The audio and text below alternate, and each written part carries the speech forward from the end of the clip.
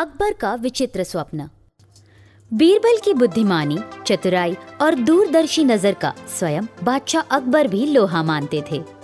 एक बार की बात है, बादशाह अकबर काफी लंबे समय तक राज दरबार में बैठे लोगों की समस्याएं सुन रहे थे। बहुत समय तक लगातार काम करते रहने के कारण उन्हें थकान का अनुभव होने लगता है। महामंत्री, आज का दिन काफी लंबा रहा। हम पिछले कई घंटों से लगातार जनता की शिकायतें सुन रहे हैं, इसलिए अब हमें थकान का अनुभव हो रहा है। हमारा आदेश है कि आज की सभा यहीं स्थगित की जाए। बाकी की फरियादियों की समस्याएं हम कल सुनेंगे। अकबर के इतना कहने पर तुरंत सभा स्थगित हो जाती है और सभी मंत्रीगण अपने अपने स्थान से उठकर खड़े हो जाते हैं। बादशाह अकबर भोजन करने के बाद अपने कक्ष में आराम करने के लिए चले जाते हैं। थकान अधिक होने के कारण जल्दी ही नींद उन्हें अपनी गिरफ्त में ले लेती है और नींद में उन्हें एक सपना आता है। हमारे लिए भोजन लगाया जाए। अकबर की बात सुनकर रसोइया अकबर के लिए भोजन परोस देते हैं।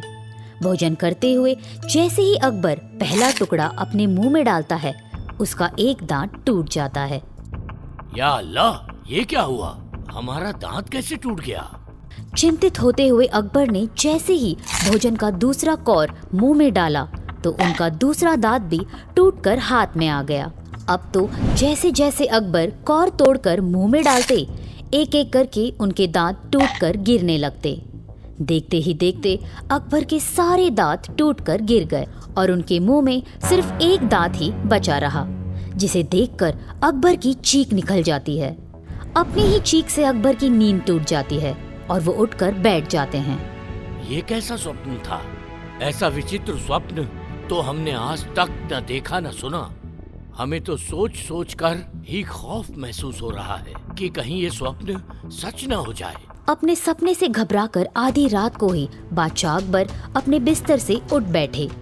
उसके बाद जब भी बादशाह सोने के लिए अपनी आंखें बंद करते, उनकी आंखों के सामने अपने वही टूटे दांत वाला चेहरा घूमने लगता और वो घबराकर उठकर बैठ जाते।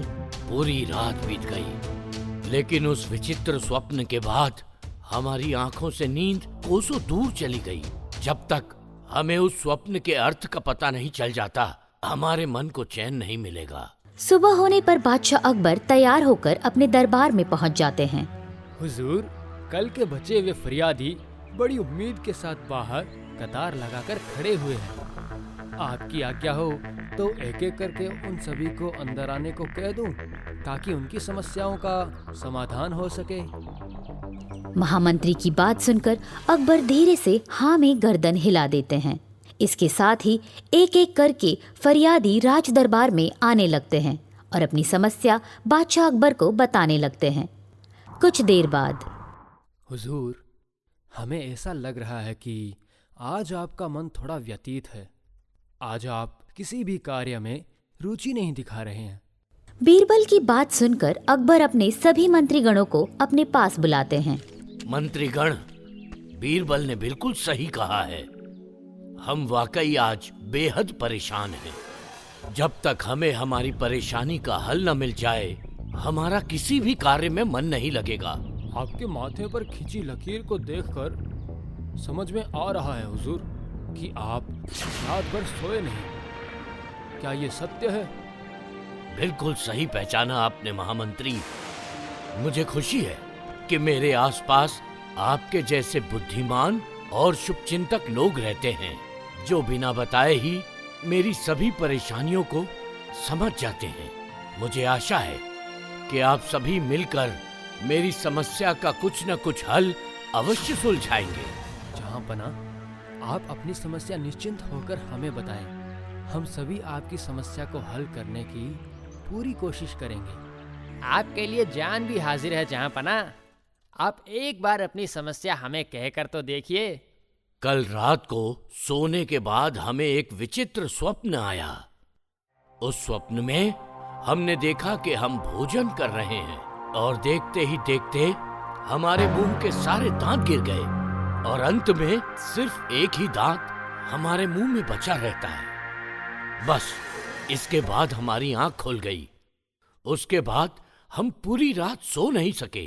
हमने अपने पूरे जीवन में कभी भी इतना विचित्र स्वप्न नहीं देखा। इसलिए हम आप सभी विद्वान जनों से इस स्वप्न का अर्थ जानना चाहते हैं। बादशाह अकबर की बात सुनकर सभी मंत्री आपस में विचार विमर्श करने लगते हैं। काफी समय तक विचार करने के बाद वे सभी बादशाह अकबर से कहते हैं, बादशाह अकबर, हम सभी की राय ये है कि आपको एक बार अपना ये स्वप्न राज ज्योतिष को सुनाना चाहिए, क्योंकि सपनों का सही और सटीक अर्थ तो कोई ज्योतिष ही बता सकता है। आपका सुझाव सर्वार्थ उचित है। आप सही कहते हैं। मेरे सपने का सही और सटीक अर्थ कोई ज्योतिष ही बता सकता है।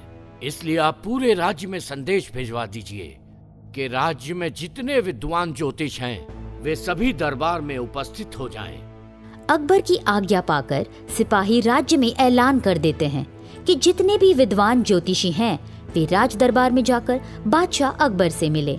अगले दिन राज दरबार में बहुत सारे ज्योतिषी एकत्रित हो जाते हैं। आज हमने आप सभी को अपने एक स्वप्न का अर्थ जानने के लिए यहाँ बुलाया है। कल रात को हमने एक स्वप्न देखा कि हमारे सारे दांत टूटकर गिर गए और हमारे मुंह में सिर्फ एक ही दांत शेष बचा। आप सब ज्योतिष के प्रकांड पंडित हो। हमारे मंत्रिमंडल का कहना है कि आप अपनी ज्योतिष विद्या की सहायता से स्वप्न का अर्थ बता पाने में सक्षम हैं। इसलिए अब आप अपनी ज्योतिष विद्या के जरिए हमें हमारे स्वप्न का सही अर्थ बताइए। बादशाह अकबर का स्वप्न सुनने के बाद सभी ज्योतिषी आपस में विचार विमर्श करने लगते हैं। महाराज, हम सभी ने अपनी गणना और ज्ञान के आधार पर आपके स्वप्न का अर्थ निकाला है। आपके सभी रिश्तेदार आपसे पहले मृत्यु को प्राप्त हो जाएंगे और एक आप ही उन सभी के जाने के बाद अकेले जीवित रहेंगे। राज ज्योतिष की बात सुनकर अकबर को बेहद क्रोध आ जाता है। मैंने समझा था आप सभी ज्योतिष गणना में माहिर नक्षत्रों के प्रकांड पंडित हैं, किंतु मेरे परिवार के बारे में ऐसी बेहूदी बात करके आपने हमें बेहद निराश किया है। इससे पहले कि हमारे क्रोध की सीमा पार हो जाए, हम आदेश देते हैं कि आप सभी ये राज दरबार छोड़ के तत्काल यहाँ से चले जाएं। किंतु जहाँपना, हमने वही कहा जो सत्य है। हमारे सब्र का इम्तिहान मत लो। हमने कहा आप सभी अभी के अभी ये राज दरबार छोड़कर चले जाइए। अकबर को गुस्से में देखकर सभी ज्योतिषी वहाँ से चले जाते हैं। उसके बाद बीरबल अकबर के पास आते हैं। आप क्रोध ना करें जहाँपना, आपकी समस्या का हल मैं आपको बताता हूँ। हमें आप पर पूरा भरोसा है बीरबल। आपने हमेशा ही हमारी समस्याओं को सुलझाया है। हमें यकीन है आप अवश्य ही हमारी उलझन को सुलझा देंगे। जहाँपना, आपने देखा कि आपके सारे दांत गिर गए और सिर्फ एक ही दांत शेष बचा। इसका अर्थ सिर्फ ये है कि उस अंतिम बचे हुए दांत की तरह आप अपने रिश्तेदारों से बहुत लंबा जीवन जिएंगे और हिंदुस्तान में आपके नाम का डंका बजता रहेगा। बीरबल, क्या वाकई तुम्हारी बात सच है? हाँ जहाँपना, बीरबल ने आज तक कोई भी असत्य बात आपसे कही है क्या? बीरबल की बात सुनकर अकबर बहुत खुश हो जाते हैं और खुश होकर बीरबल को इनाम स्वरूप सोने की मुद्राएं देकर उनकी बहुत प्रशंसा करते हैं। अकबर के दरबार से जाने के बाद दरबार में उपस्थित मंत्रीगण बीरबल के पास आते हैं। बीरबल, आपने कोई गलत बात तो नहीं की। आपने भी वही कहा जो ज्योतिष कह रहे थे, लेकिन फिर भी जहाँपना ने उन ज्योतिषों को अपमानित करके राज दरबार से निकाल दिया और आपको आपकी बात कहने पर इनाम स्वरूप सोने के सिक्के दिए। ये कैसी पहेली है? आपकी बात सत्य है। मैंने भी बादशाह से वही कहा जो ज्योतिषों ने कहा था, किंतु मेरे में और ज्योतिषों के इस बात के बताने के तरीके में बहुत अंतर था। बस इसी कारण उन्हें तिरस्कार मिला और मुझे इनाम। कहने का अर्थ बस इतना ही है कि किसी भी बात को सही और सकारात्मक तरीके से पेश करना चाहिए, तभी उसे स्वीकृति प्राप्त होती है।